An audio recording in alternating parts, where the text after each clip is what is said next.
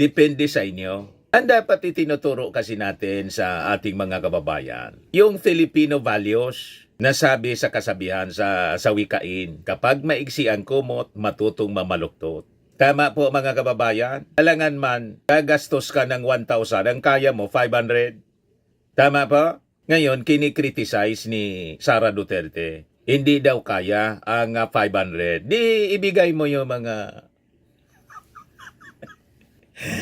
yung karangyaan mo, i-share mo sa mga mahihirap. Di ba po? Nasanay kasi kayo sa marangyang buhay. Tingnan ninyo mga kababayan si Sara Duterte. After na ma-approve yung budget na 889 million, lumipad pa padahig para doon. I-spend siguro yung Pasko.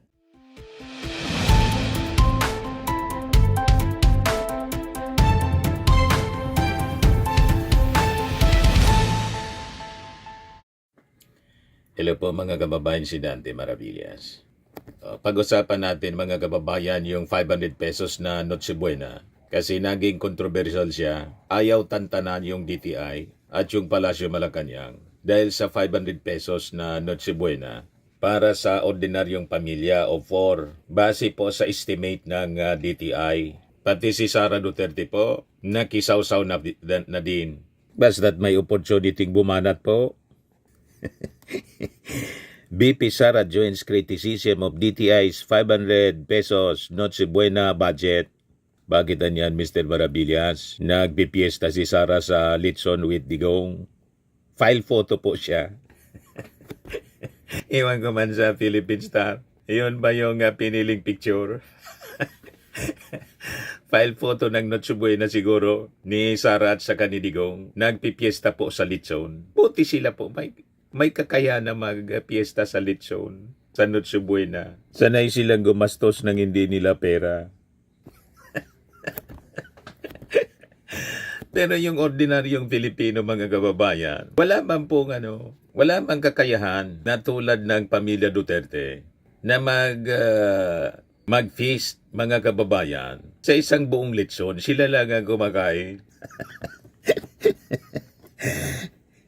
Tapos ang damit nila ordinary. Naka-t-shirt lang mga kababayan para i-portray na todo bali sila. Just an ordinary person. Pero ang pinapapak po, buong Litson.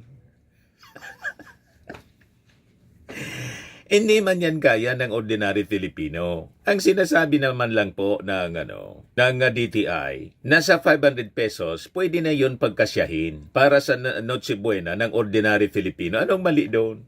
Ang objective po ng DTI ay para i-encourage yung mga manufacturers ng mga pagkain na pang Noche Buena. Na huwag naman po nilang taasan. Yun yung paliwanag po ni Yun ang paliwanag ni Yossi Castro kahapon. Ay Palace stands by DTI's 500 pesos Noche Buena budget. Sabi ni Yossi Castro, the issue niya is not about whether the amount could pull off a festive Christmas meal. What is being discussed with regard to the 500 pesos is whether it is doable.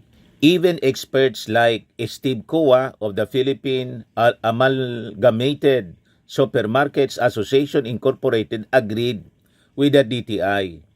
The issue is whether it is doable, sabi po. The discussion here is about whether it is doable. That is the issue of the DTI. The time, because DTI officials announced that they have asked the manufacturers of basic needs, basic commodities, not to raise prices until the end of December. I hope they won't miss the essence of what the DTI was saying. Binibigyan kasi ninyo ng masamang kaulugan. Alam po ninyo, ang isang bagay, pag binigyan mo ng masamang kaulugan, talagang masama.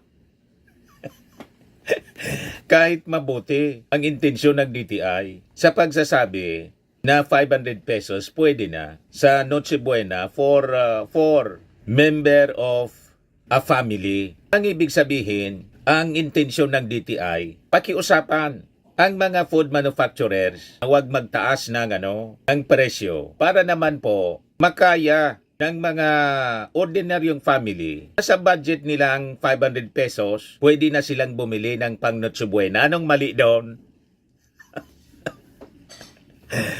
Di ba? Masyado naman ninyong lahat na lang kayo negatibo. Sa ordinaryong family po, kahit less than 500 yung budget, pwede silang bumili ng pang Noche Buena. Halimbawa, bumili ka ng 1 kilong bihon or pansit. Tapos, 1 kilong malagkit, gawing linokay. Iwag ko kung ano yung tawag sa inyo ng linokay? Yung native kakanin na matamis, binotong, ibos, linokay. Yun kami noon. Tapos, bili ng kalahating kilong karne, pangsahog doon sa pansit bihon. Solve na po. Yun kami sa barangay noon, mga kababayan. Depende sa inyo. Ang dapat itinuturo kasi natin sa ating mga kababayan, yung Filipino values na sabi sa kasabihan sa wikain, kapag maigsi ang kumot, matutong mamaluktot. Tama po mga kababayan, alangan man, gagastos ka ng 1,000, ang kaya mo 500. Tama po? Ngayon, kinikriticize ni Sara Duterte. Hindi daw kaya ang 500. Di ibigay mo yung mga yung karangyaan mo, i-share mo sa mga mahihirap. Di ba po? Nasanay kasi kayo sa marangyang buhay. Tingnan ninyo mga kababayan si Sara Duterte. After na ma-approve yung budget na 889 million, lumipad pa padahig para doon i-spend siguro yung Pasko. Lumipad agad mga kababayan. December 3, kahapon, lumipad. Sara flies to The Hague o the other day. Sara flies to The Hague anyo. Pagkatapos may gana kang mag-criticize sa 500 pesos na Noche Buena. Palibasa, marangya ang inyong pamumuhay. Huwag mo itulad sa'yo ang pamumuhay ng mga ordinary Filipinos. Ikakaya mo na magpiesta sa litson. Di ba? Ayan At kaya mong mamuhay ng marangya. Isabi nga po mga kababayan dito sa latest na COA findings. Ang Office of the Vice President, mayroon pa rin 335 na mga guards on its payroll. Ayan mga kababayan. OBP has 335 guards is still on payroll, sabi po ng COA. Matindi si Sara.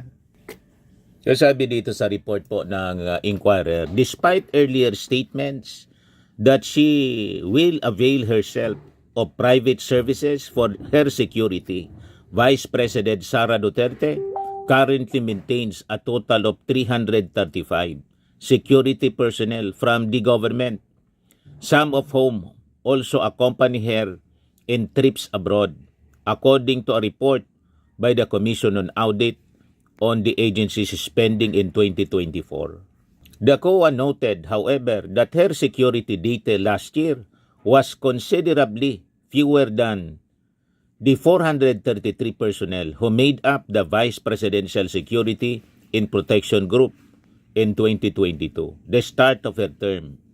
Duterte added 10 more escorts the next year. The Vice President on Monday, lumipad na naman po pa The Hague para i-check ang kalagayan ng kanyang tatay, former President Rodrigo Duterte, who on November 28 lost his appeal to be temporarily released from detention at the International Criminal Court.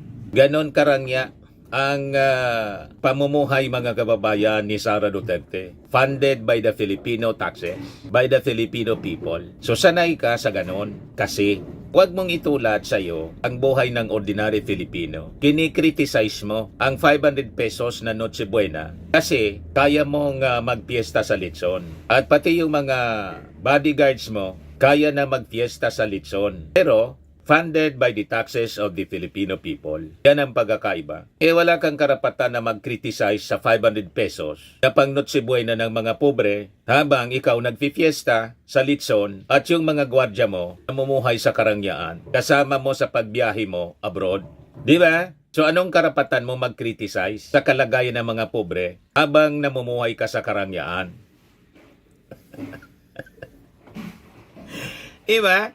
Yung sabi pa dito, apart from the payroll for her security personnel, the Office of the Vice President also spent 5 million in donations of motor vehicles to the BPSPG.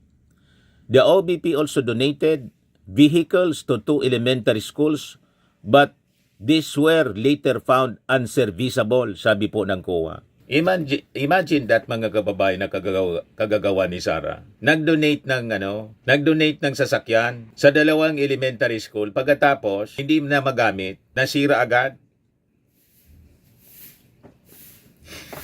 Ano nangyari? Baka second hand po. Yan o. Later found unserviceable. O gawa sa China, walang pyesa. Para yung panahon, mga kababayan, ni Pinoy, si Maruhas, DILG Secretary, bumili ng mga sasakyan sa India. Yung Mahindra, disposable po. Pag nasira, wala mang pyesa. Diretso tapon.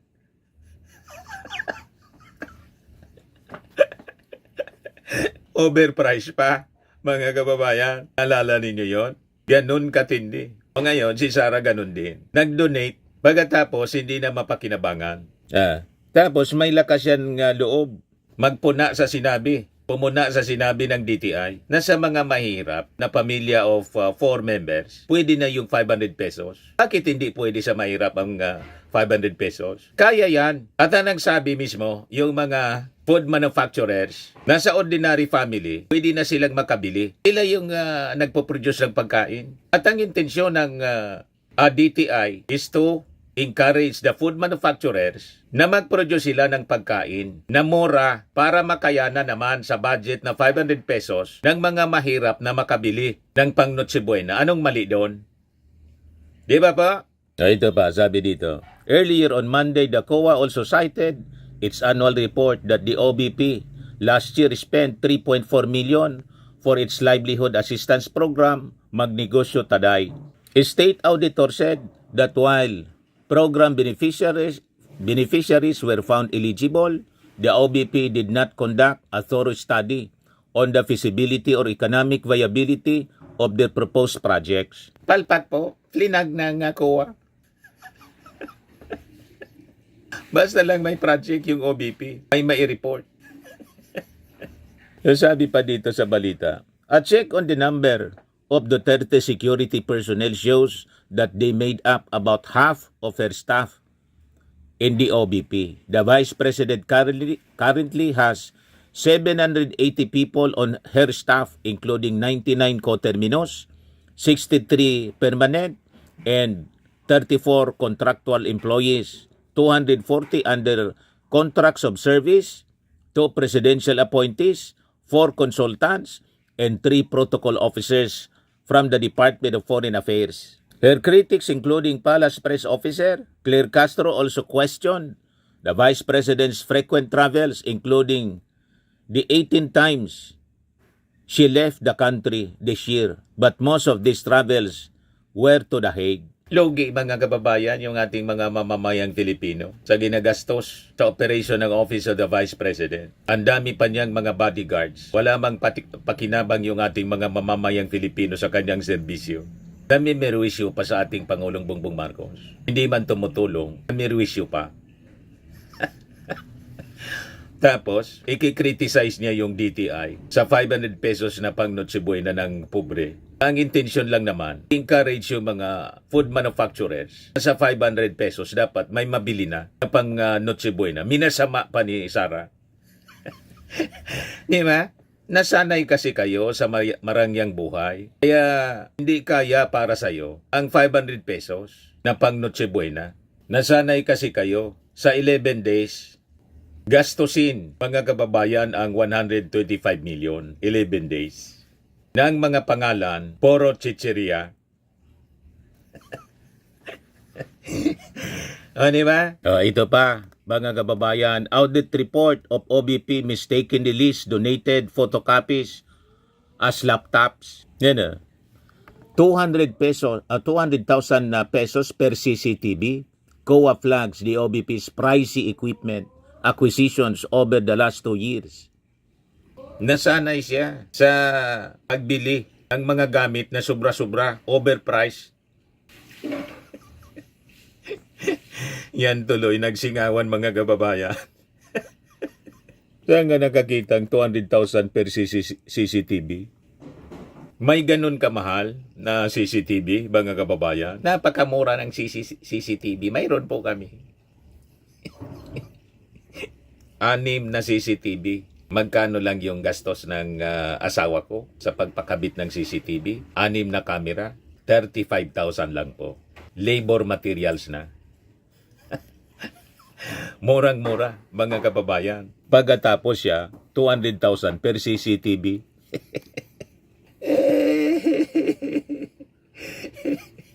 Ganon katindi. Kaya hindi siya sanay. 500 pesos na Noche Buena. Nagreklamo si Sarah. Sanay siya sa paggastos ng napakakalaki na pera ng bayan, mga kababayan. Pagbili ng mga gamit na sobra sa presyo. Sobra ang patong. Yan o. Vice President Sara Duterte's office acquired 7 CCTV units in 2024 at an average of 212,464 each, according to financial records released by state auditors on Monday. The Commission on Audit's annual report for the OBP also listed the acquisition of 13 units of laptops valued at 3.992 million pesos or roughly 1,230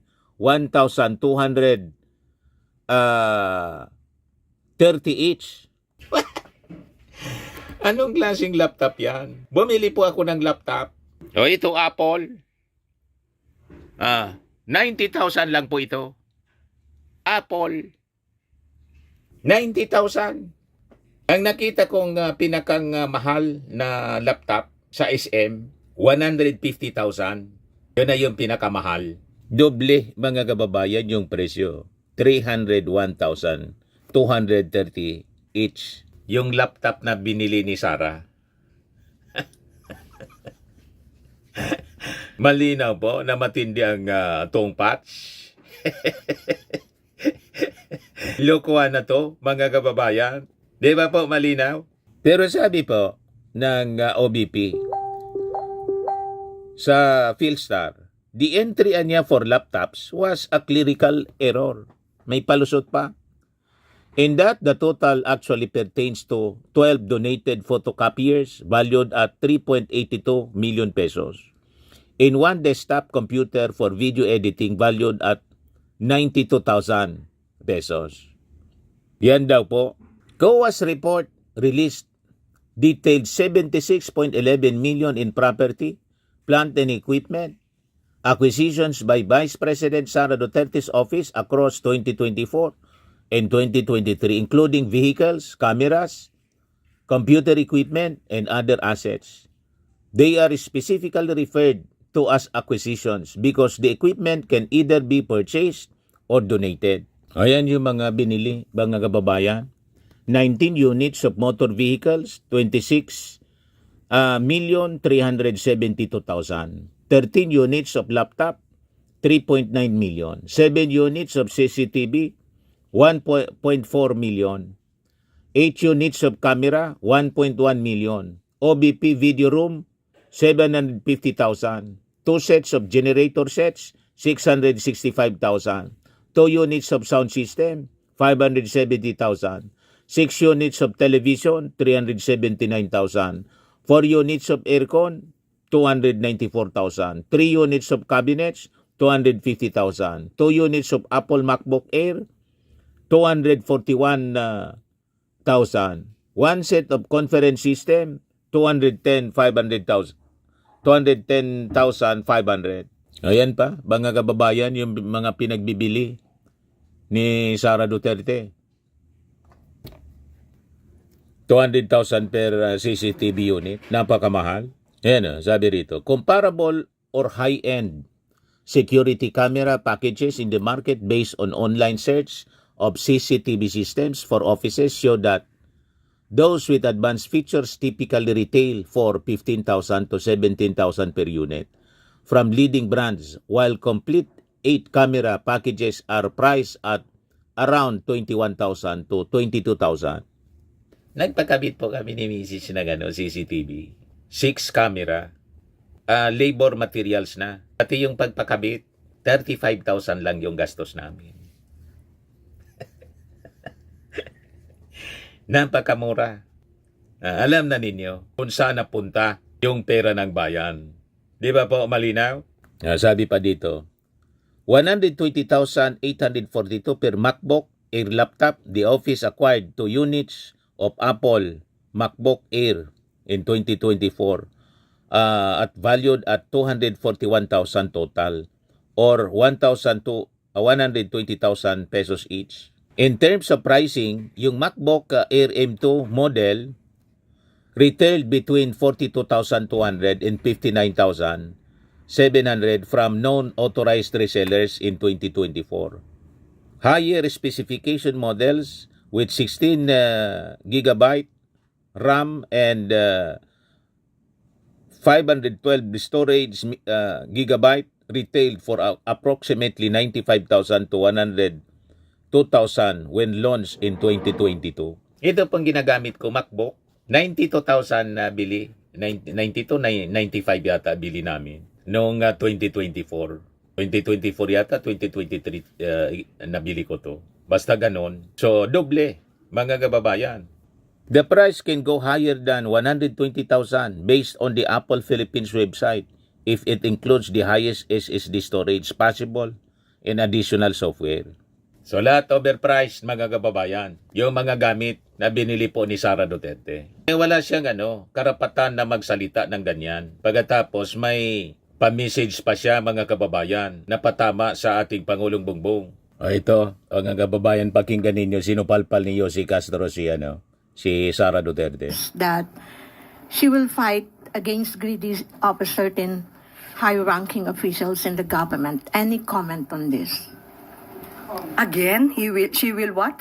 Fight Fight what?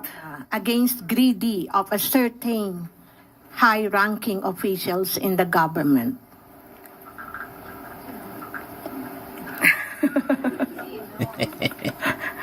Sinong particular?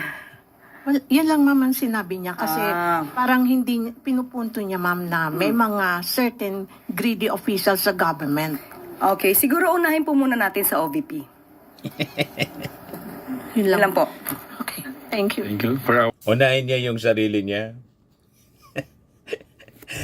Sa OBP niya, sabi ni Yossi Castro. Ayan lang po, mga kababayan. Ito po ang ating programa atid sa inyo nitong napakagandang product from Australia. I am worldwide amazing pure organic barley powdered drink mix from Australia. Yung gusto na mag-try po nito at magnegosyo na rin, mag-message na lang po kayo sa aking anak na architect entrepreneur Riz Maravillas. So lagi nating tatandaan, mga kababayan, sa buhay, you become what you believe. Ako po si Dante Maravillas. Bye-bye. God bless.